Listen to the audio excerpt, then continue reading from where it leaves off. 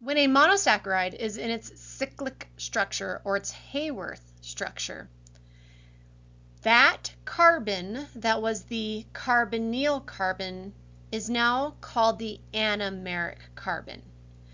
These anomers are the isomers of our cyclic carbohydrates. I know, there's lots of layers here. We were looking at D-glucose. And D-glucose is in its Fischer projection, but when it becomes its Haworth structure or its cyclic version, that aldose, that aldehyde, now became part of the ring. And carbon number 1 is what becomes the anomeric carbon. So when we look at that anomeric carbon, this hydroxyl group can either be above that anomeric carbon or it can be below that anomeric carbon. Notice that I had to physically move it because this anomeric carbon is a chiral carbon, which means we can't just rotate. It is a stereoisomer. So we look at the direction of this hydroxyl group in comparison to the anomeric carbon to know which cyclic version we make. For an alpha anomeric carbon, this is when the hydroxyl group is going to be written below the carbon plane. That means the hydrogen is going to go above. We symbolize alpha kind of like that fish, right? And so this is our alpha anomer. One way to remember that alpha puts the OH below is that the alpha symbol looks like a fish, and fish swim below the water. If that OH group on the anomeric carbon, so carbon number 1, is above the plane, this is the beta anomer. So with our beta anomer,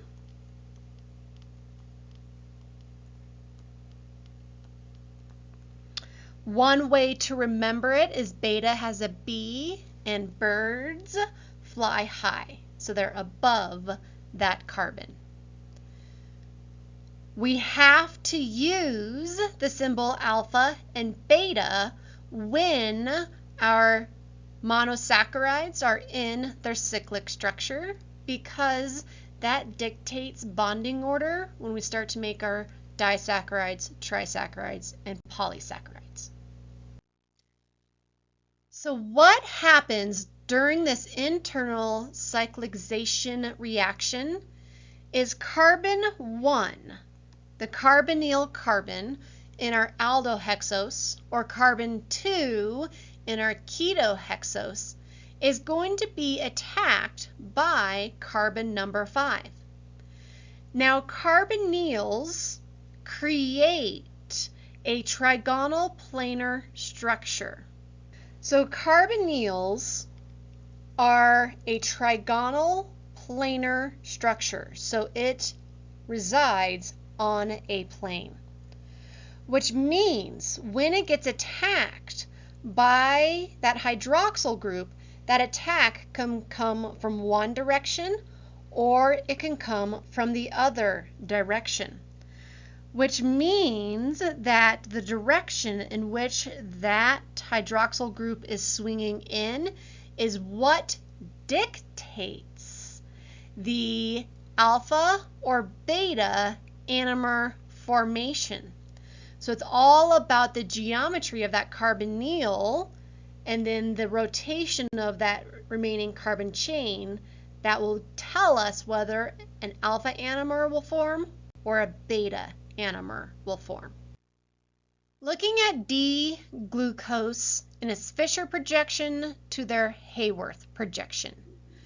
We are typically going to be looking only at the D enantiomers for our monosaccharides, as these are the most common found in nature, as I have mentioned before. We really only see the L enantiomer when we force it in a laboratory setting.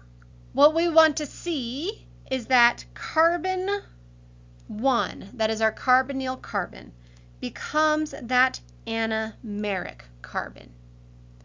And with that anomeric carbon, we need to look at the new hydroxyl group that was formed. When that hydroxyl group is below the anomeric carbon, this is what makes my alpha anomer. So the full name in this Haworth structure is alpha D glucose. We know it is D-glucose because the tail, or carbon number 6, is above the ring. In our L enantiomers, carbon 6 is below the ring.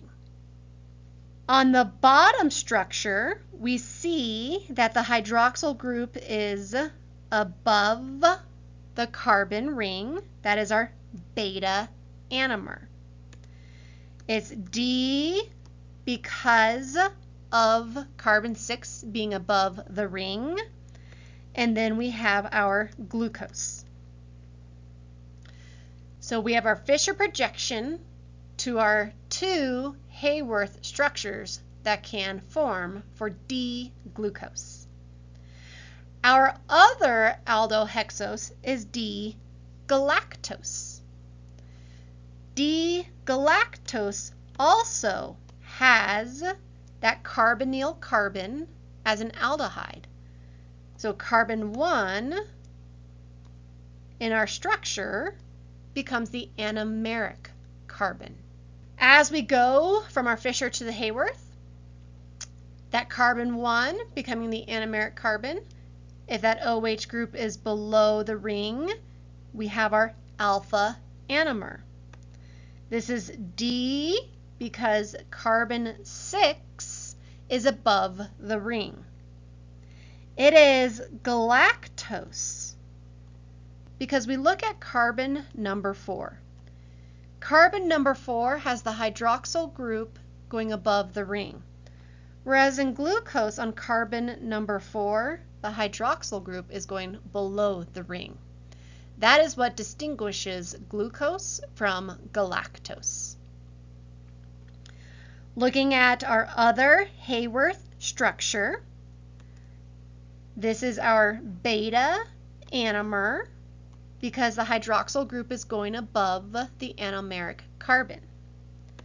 It is the D version because carbon 6 is above the ring. It is galactose because on carbon number 4, the OH group is going above the ring versus glucose where it's going below the ring. So the difference between glucose and galactose is looking at carbon number 4. Their hydroxyl groups go in opposite directions. Lastly, looking at our ketohexose or fructose. Again, D-fructose is the most common, so that is what we are going to look at. As we know that our fructose has the carbonyl on carbon number 2. When this goes to make its Haworth structure, then carbon 2 is our anomer carbon. So it's carbon number 2 that we want to look at to determine alpha or beta. The hydroxyl group, when it's going below carbon number 2, that puts us in the alpha position. So remember on this one, we cannot look at carbon 1 because carbon 1 is achiral. Therefore, it does not participate in these labels. We know it's D because carbon 6 is above the ring, and it is fructose because it is a 5-membered ring, and it's the only 5-membered ring we need to be able to recognize. The other anomer puts that hydroxyl group above carbon number 2, so there's our beta. We know it is D because carbon 6 is above the ring, and it is fructose because it is a 5-membered ring. You need to be able to recognize these 3 monosaccharides in their Fischer projections and Haworth structures. In the Fischer projections, we only use D or L in front of the monosaccharide name. Once we go to the Haworth, we need to add the alpha or beta.